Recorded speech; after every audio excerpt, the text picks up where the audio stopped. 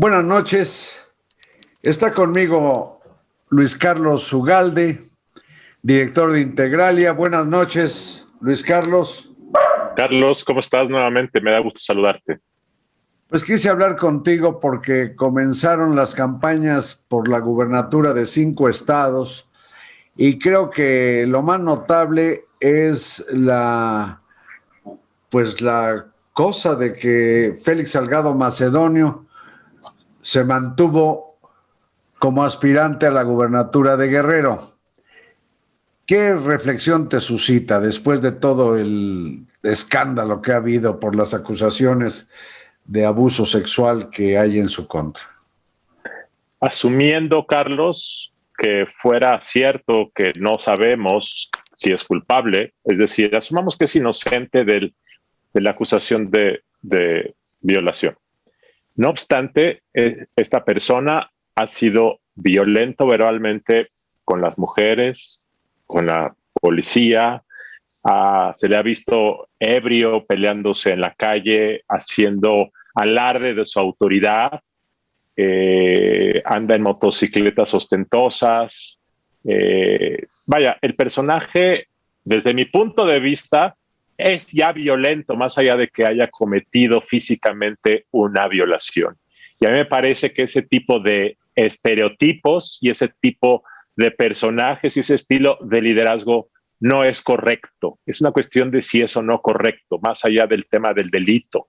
Y me parece que Morena da un pésimo ejemplo, es totalmente incongruente con los valores que predica, además de que el desempeño de Salgado Macedonio cuando fue alcalde de Acapulco tiene muchos cuestionamientos. Así es que ese es el tema central. No es un tema de que el pueblo con su amor le expresa su simpatía y entonces el partido se abre al pueblo.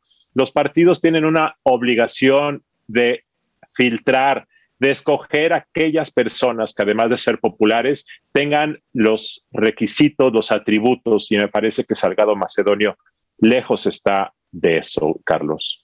Bueno, creo que es un caso donde aplica aquella cosa que se decía, entiendo que de una reina. La señora no solo tiene que ser honrada, sino parecerlo. Así es. Y en este caso, a mí lo que me sorprende es que no haya una acción más decidida por parte de mujeres militantes de Morena y de funcionarias de los gobiernos estatal y federal ligadas a Morena, que de plano pues renunciaran o hicieran algo que se notara el vigor de la protesta femenina. ¿Por qué supones que no se da una protesta mucho más enérgica de las que se han manifestado? Pues yo creo que por dos razones principales, Carlos. La primera es por un sentido de disciplina o de sumisión, de miedo de que si te expresas, si alzas la voz más, si amenazas, si denuncias al presidente de la República, porque él es el autor de esta candidatura, entonces vas a recibir un castigo político y no vas a ser bienvenido ya dentro de la 4T. Y la segunda que yo he escuchado, que es muy preocupante, es la idea de que en aras de mantener la unidad de la lucha revolucionaria, hay que tragarse el sapo.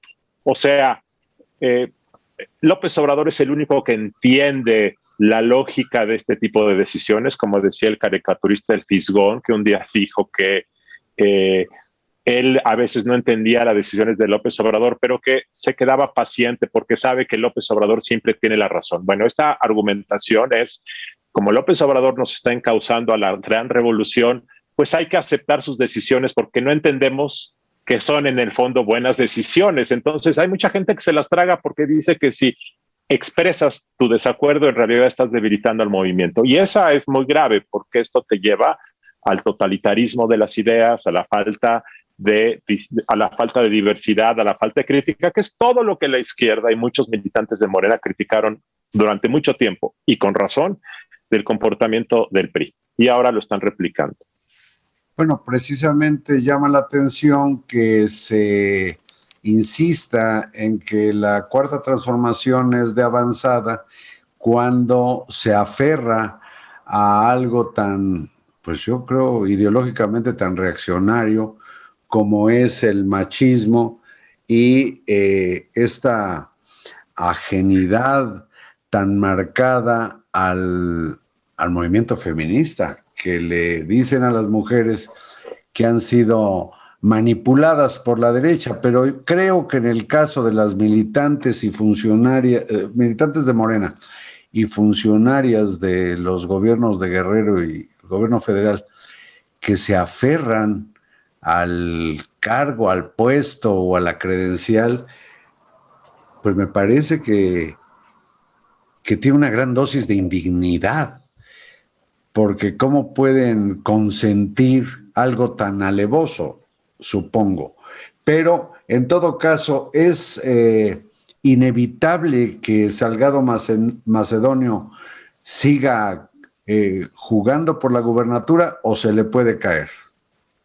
Mira, hay un último recurso, Carlos, que está en la ley del sistema de medios de impugnación del Estado de Guerrero en materia electoral, que dice que puede haber impugnaciones por razones de violencia de género. Lo dice textualmente la ley del sistema de medios de impugnación en materia electoral de Guerrero. Y quiere decir eso que si un grupo de personas o un partido político o una asociación civil dice que la candidatura de Félix Salgado Macedonio constituye una agresión de género, al margen del tema de la violación, porque eso es una investigación en marcha, y se exhiben videos, un patrón de comportamiento en los últimos 20 años, expresiones verbales, expresiones físicas, testimonios de personas, y se considera que esa candidatura, por su solo hecho, constituye una agresión y una violencia que puede dañar los principios democráticos del país, podría proceder, sería la última carta del juego.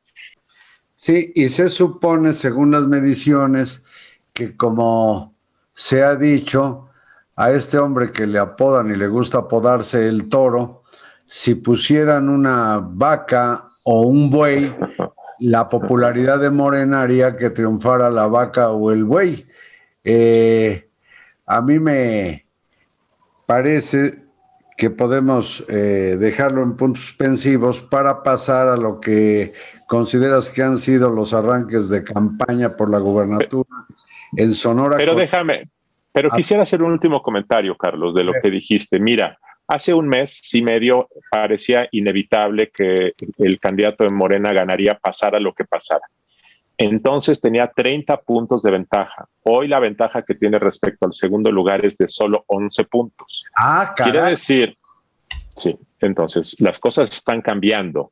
Y esto quiere decir... ¿Y el segundo lugar en Guerrero es el candidato del PRI? Es el candidato del PRI-PRD que se llama Mario Moreno. Es una personalidad totalmente opuesta.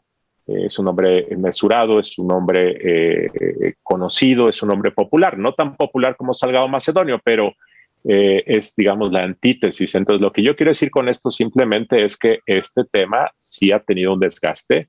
Este tema sí le ha restado puntaje y eventualmente, si esto continuase,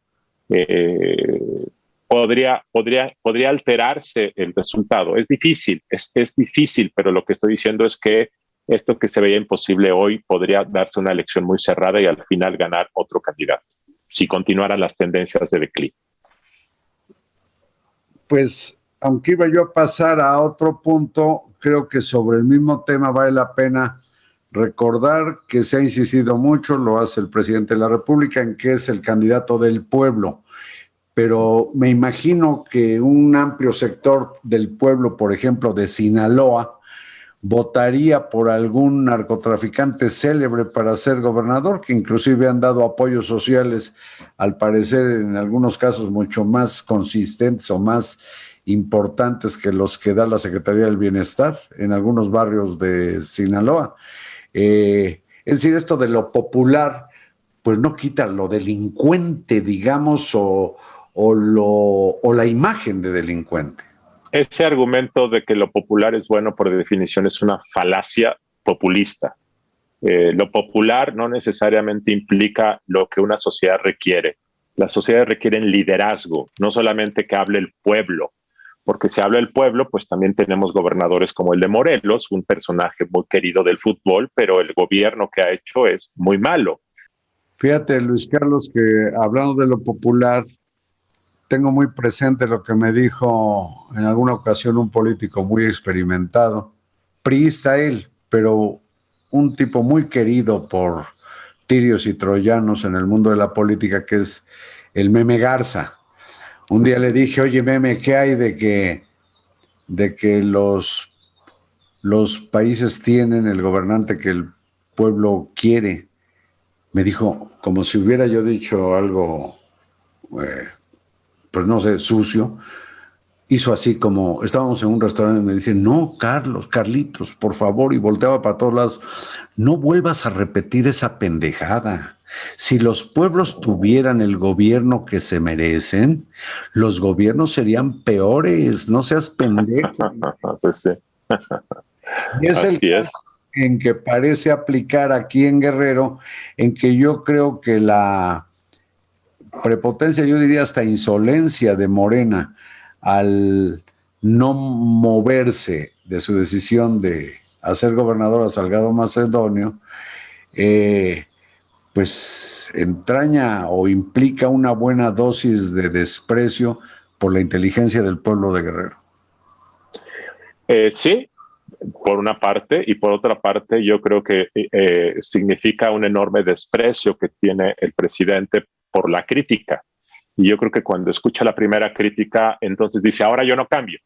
Y de hecho, esto es parte de lo que alimenta la idea de que toda crítica significa que vamos bien. Esto es una cosa muy perversa desde el punto de vista argumentativo, pero si hay una crítica de los adversarios, entonces no podemos ceder, porque si cedemos, estamos dándoles la razón a los conservadores. Entonces, dices, cometes un error, eres criticado, y la crítica te hace convencerte de que no es un error, y entonces esto solamente alimenta una ruta autodestructiva.